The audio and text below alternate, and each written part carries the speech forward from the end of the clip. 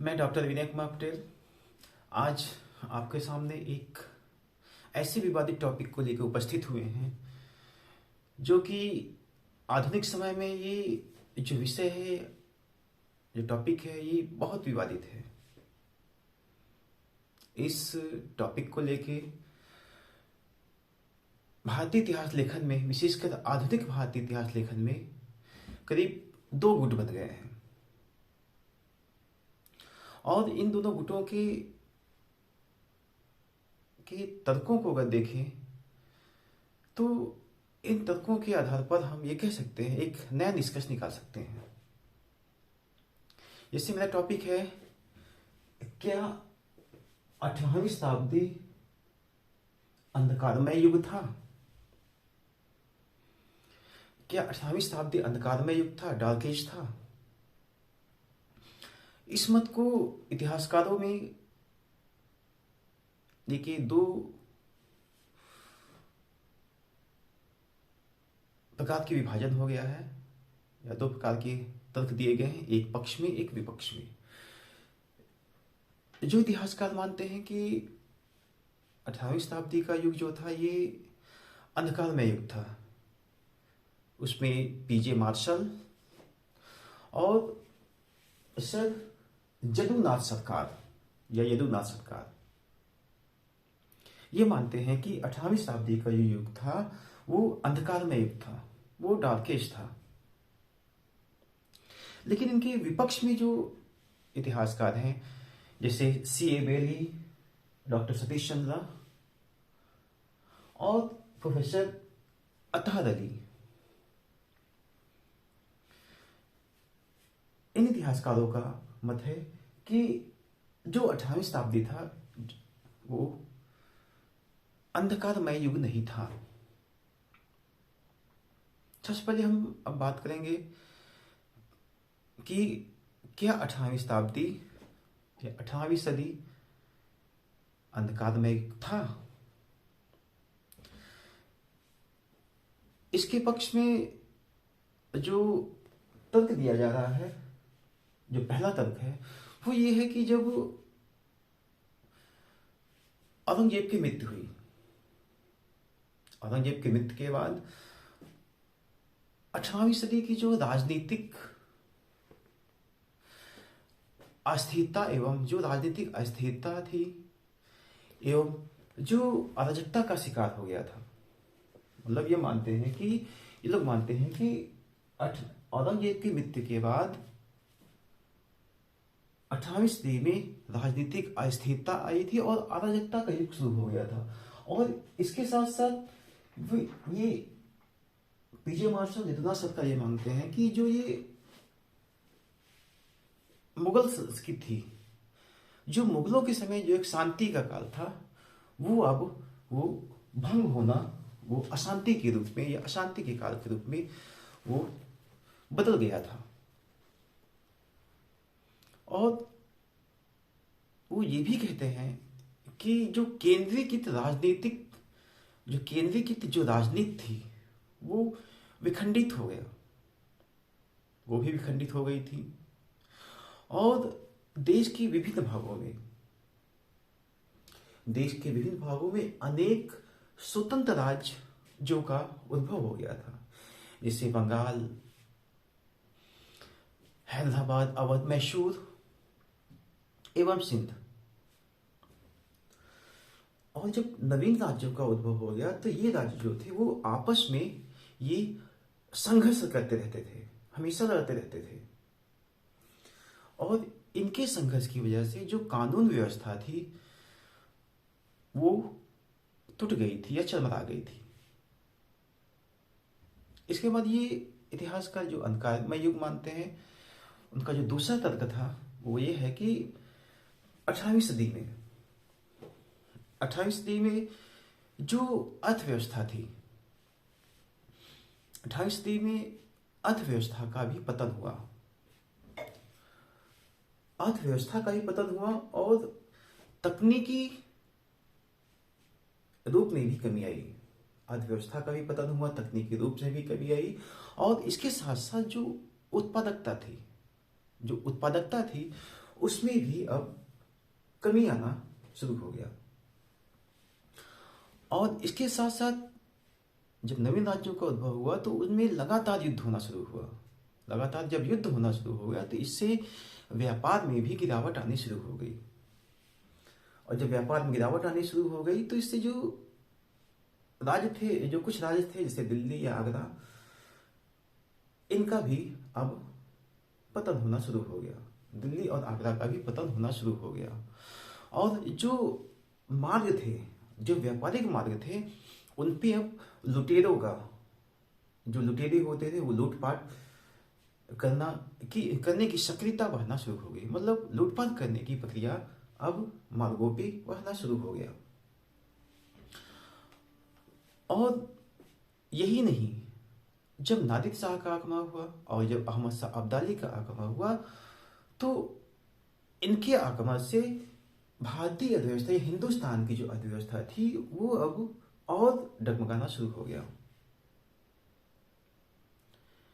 इसके अलावा ये एक इतिहासकार जो अंधकारमय युग मानते हैं वे एक अगला तर्क भी देते हैं। वो कहते हैं कि 18वीं शताब्दी में जो भारतीय समाज था, 18वीं शताब्दी में भारतीय समाज में अनेक जातिगत बुराइयां आना शुरू हो गया। कहते हैं कि इसमें छुआछूत ऊंच नीच का भेदभाव और सती प्रथा,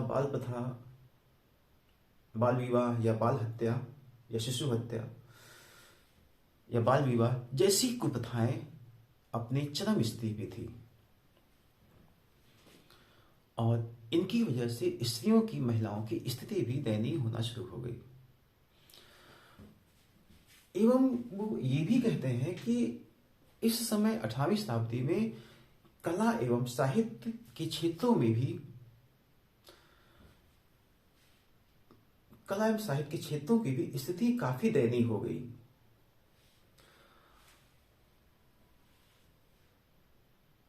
और कहते हैं कि इस समय कोई भी मतलब कि भव्य विस्तार नहीं हुआ। और इनका ये भी मानना है कि भारतीय संस्कृति में अब जो थी वो स्थिरता या ठहराव की स्थिति आ गई। और इन्हीं सब लक्षणों की वजह से पीजी मार्शल और यदुनाथ सरकार मानते हैं कि 18वीं शताब्दी का जो युग था वो अंधकारमय युग था। लेकिन अगर हम इनके विपक्ष की बात करें तो जो इतिहासकार, चाहे सी बेली हो, चाहे प्रोफेसर अली हो, चाहे डॉक्टर सतीश चंद्रा हो, इन इतिहासकारों का मानना है कि जो 18वीं सदी था वो अंधकारमय युग नहीं था। ये लोग इसके पक्ष में अपना तर्क भी देते हैं।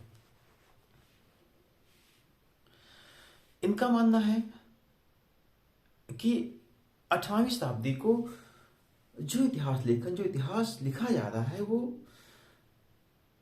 साम्राज्यवादी विचारधारा के आधार पर लिखा जा रहा है। मतलब कि 18वीं शताब्दी को साम्राज्यवादी विचारधारा के रूप में देखा जा रहा है, जो कि सही नहीं है।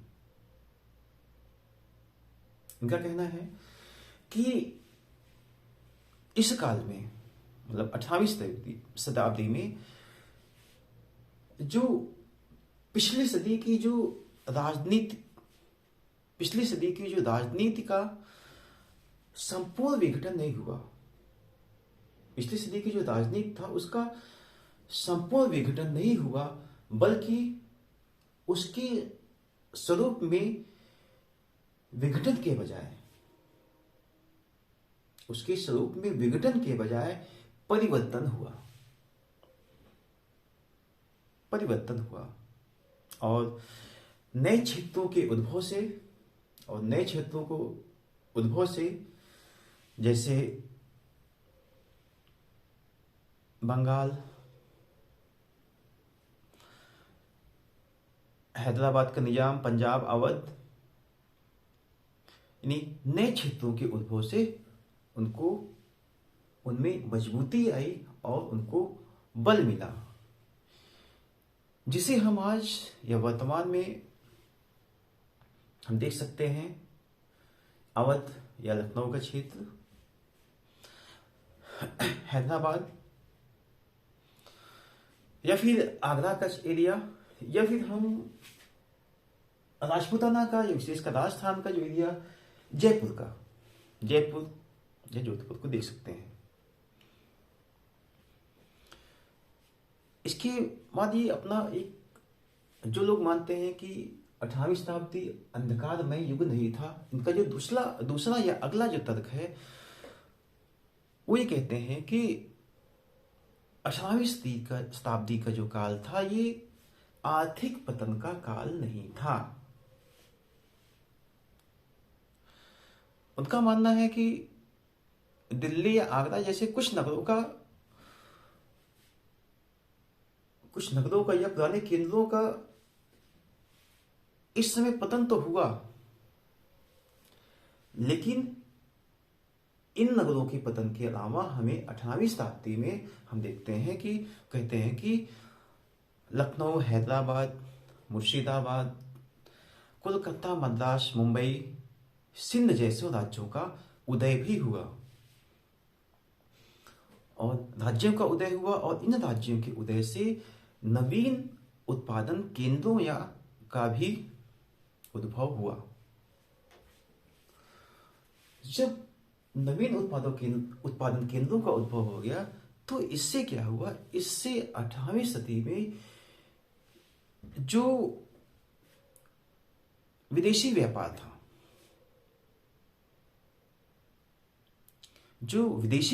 था उसमें विघटन नहीं हुआ, बल्कि इस सदी में पिछली सदी जैसा व्यापार हो रहा था वैसे ही रहा, और विदेशी व्यापार जो था वो प्रतिकूल नहीं था, बल्कि अनुकूल स्थिति में ही बना था।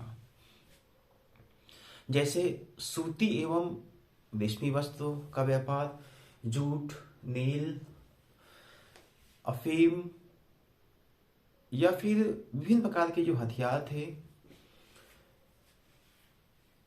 या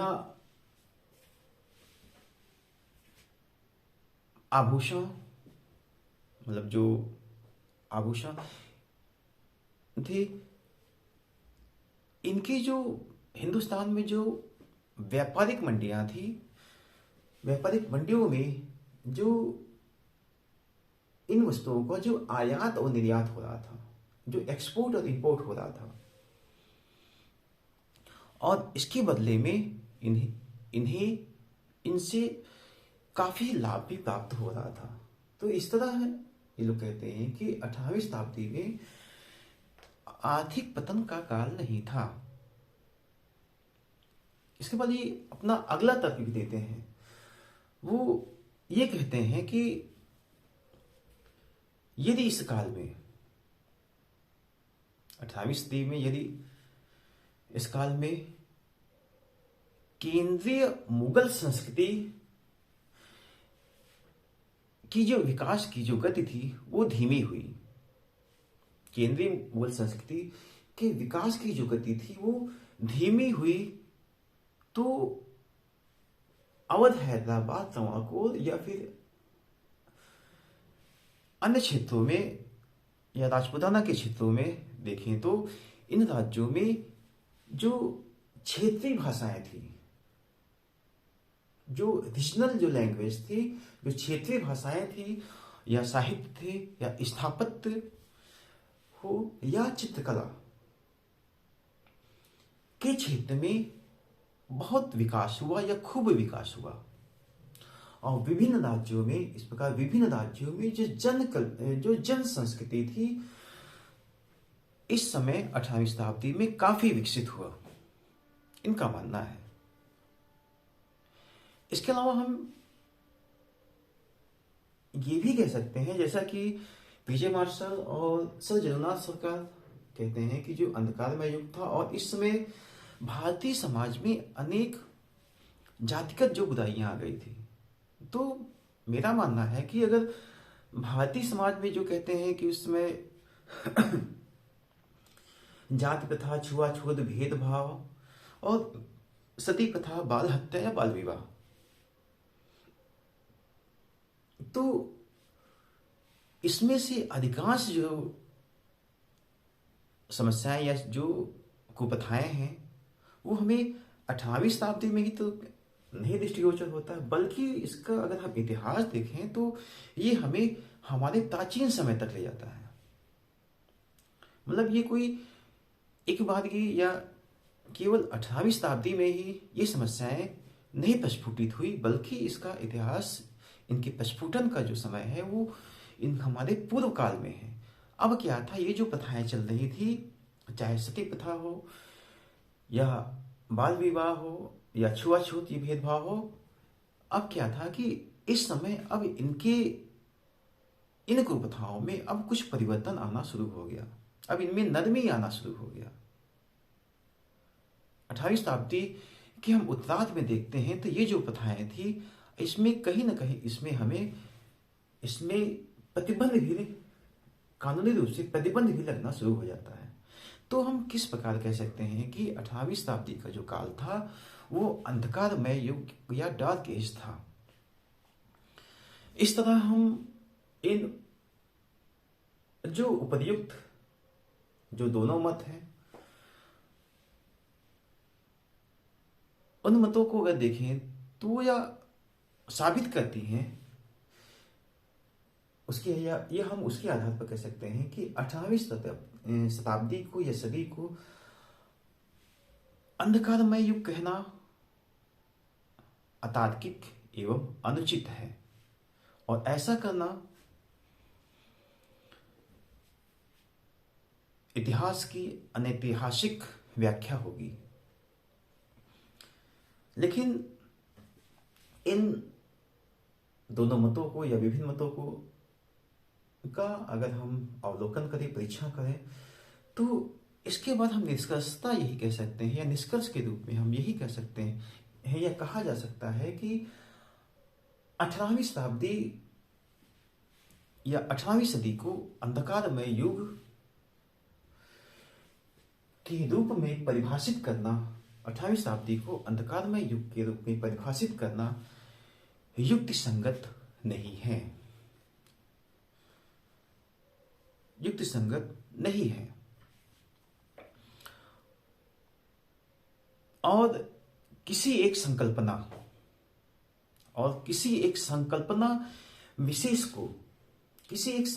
विशेष को संपूर्ण 18वीं शताब्दी पर लागू करते हुए, किसी एक संकल्पना विशेष को संपूर्ण 18वीं शताब्दी पर लागू